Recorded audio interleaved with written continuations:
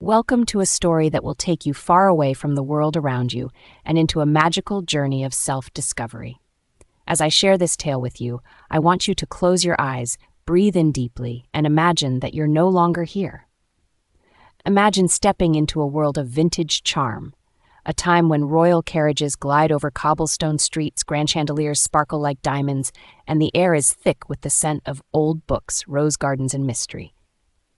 Now, picture yourself as Mia, an ordinary girl just like you, swept into The Princess Diaries, a whirlwind of royal discovery. In the heart of the bustling, ever-awake city of New York, there lived a girl whose life seemed as ordinary as the world around her was extraordinary.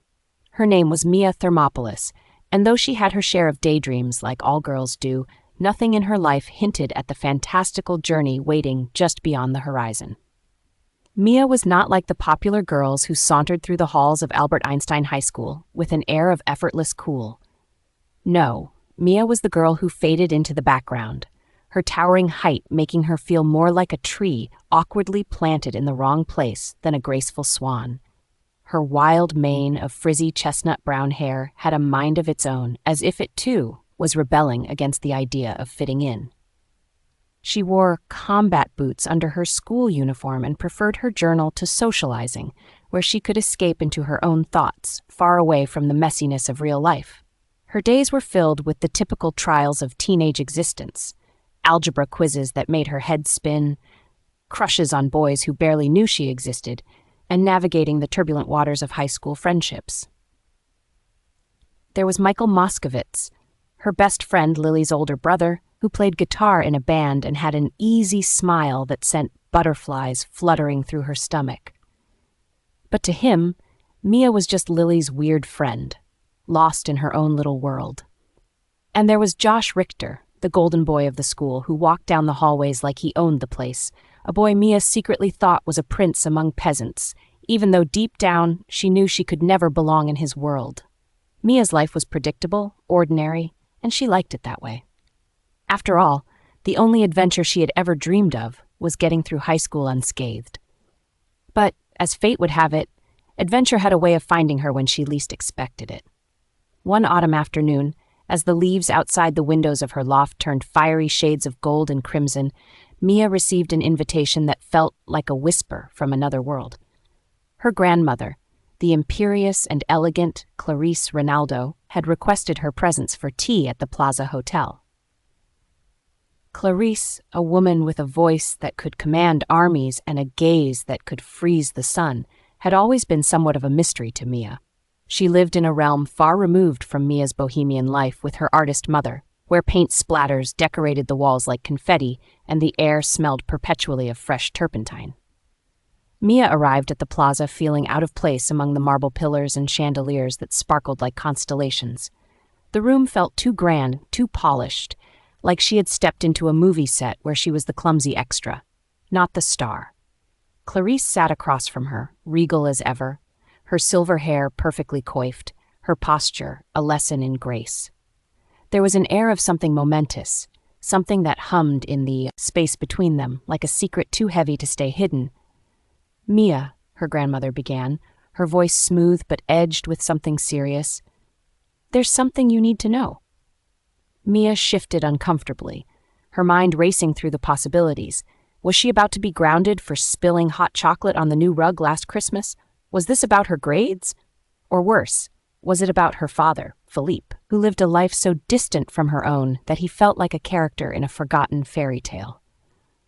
Clarice took a deep breath, the kind of breath one takes before plunging into deep waters. "Your father was not just a diplomat. He was the crown prince of Genovia. And now that he's gone, you, Amelia, are the heir to the throne. You are the Princess of Genovia." The world seemed to tilt on its axis, the chandeliers above Mia blurring as her mind struggled to process the impossible words. A princess? Her? Surely there had been some mistake. Mia could barely remember to feed her cat Fat Louie, let alone rule a country. Her hands were clumsy, her mind constantly tangled with thoughts of boys, algebra, and how to survive high school without becoming a complete social outcast. She couldn't be a princess. Princesses were poised, beautiful, and graceful, everything Mia was not. The next few days unfolded like a dream, no, a whirlwind, where everything familiar was swept away, and Mia found herself tumbling into a world that sparkled and shone like the inside of a snow globe. She was whisked into the care of her grandmother, who immediately took on the task of transforming her from an awkward, bumbling teenager into a royal figurehead worthy of the Genovian crown. Gone were the days of lounging in her room, scribbling in her journal about her secret crush on Michael, or her worries about fitting in. Now, Mia was learning how to walk with perfect posture, to dance with the grace of a ballerina, and to curtsy in a way that made it seem like she had been born with the knowledge.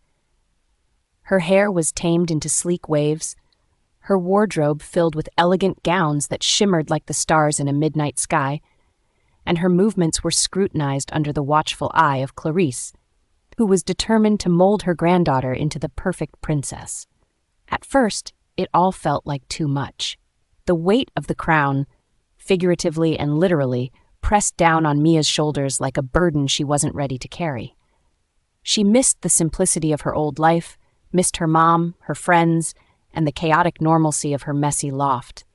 The opulence of her new world felt suffocating, like she was drowning in a sea of expectations that she could never live up to. But slowly something within Mia began to change.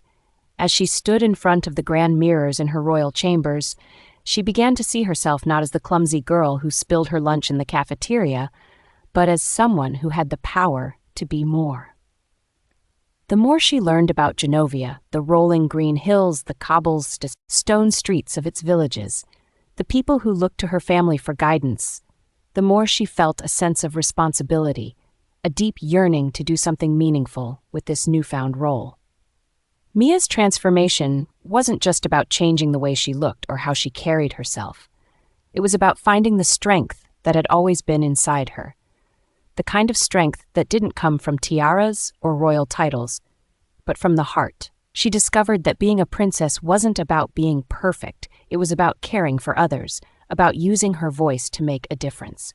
And in the end, as she stood on the balcony of the royal palace, looking out over the kingdom of Genovia, Mia realized that her dreams of dancing in ballrooms and wearing crowns, had always been real. But now, they were different. Now they were dreams of leading with kindness, of embracing who she truly was, and of stepping into her destiny with grace. Not the kind of grace that came from her royal lessons, but the grace of knowing that even an ordinary girl could be extraordinary if she dared to believe in herself.